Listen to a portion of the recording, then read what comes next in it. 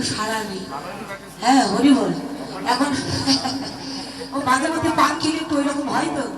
এইবার দেখুন কাছে গিয়ে কোনো সাড়া পাচ্ছে না, তখন যে পড়ে গেছে ওই বলছে কি জানি, গাছ বল আমি তো মরে গেছি, তোরা আমাকে শ্মশানে নিয়ে যা।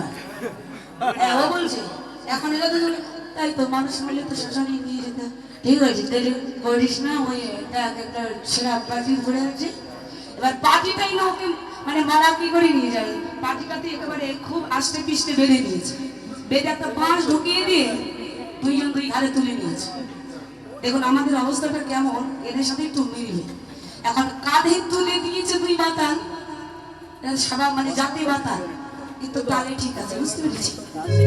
যাচ্ছে রাস্তা দিয়ে, যেতে যেতে যাকে দেখতে পাচ্ছেন তাকে বলতে বল দাদা, বলছে শ্মশানটা কোন দিকে বল। এখন যেই বলেছে ওই ব্যক্তি ভালো করে দেখছে ব্যাপারটা কি। হ্যাঁ ওই পাটির ভিতরটা দেখছে একদম চোখ বের করছে আমার। হ্যাঁ এখন ওই ব্যক্তি বুঝতে পারছে নিশ্চয়ই এরা মালটা খেয়েছে বেশি, তাহলে ও তো এখনো মরেনি, বেঁচে আছে। তা আমি যদি বলি শ্মশানটা ওই দিকে, একটু তো জ্যান্ত নিয়ে গিয়ে পুড়ে রেখে আসে, তাহলে কি করতে হবে, সত্যি কথাটা বলা যাবে। ভাই আমি শ্মশানটা কোন দিকে জানি না, আমি এখানে নতুন। এবার যাকেই পাই তাকেই বলছে ভাই শ্মশানটা কোন দিকে রে, যাকেই বলছে সেই তো বুঝতে পারছে ব্যাপারটা অন্যরকম, বলে ফেললে সর্বনাশ হয়ে যাবে। এখন সবাই এক কথাই বলছে আর আমি চিনি না শ্মশানটা কোন দিকে জানি না। তখন এতজনকে প্রশ্ন করছে, কেউ উত্তর দিচ্ছে না।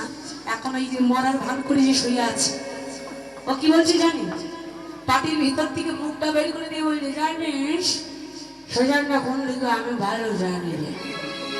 বলছে বলছিস না কেন বল। বলবো কি করে, আমি তো মরে গেছি।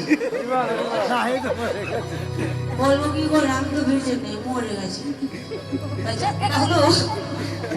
কি বলবো, জাতির মাথা কিন্তু তালটা ঠিক আছে। হ্যাঁ ও মরে গেছে, বলবি কি করে। আমাদের দোষটাও ওই রকমই হয়েছে, আমরা জানি জয় কিভাবে দিতে হয়, দিচ্ছি জয়, জয়টা হচ্ছে না। একটা কি ব্যাপার জানেন, মাকে যদি শ্মশান ক্ষুধার্তই ডাকে, মা মাকে শুনতে পাবে তোর থেকে, শুনতে গেলে কেউ চিৎকার দিয়ে ডাকতে হবে।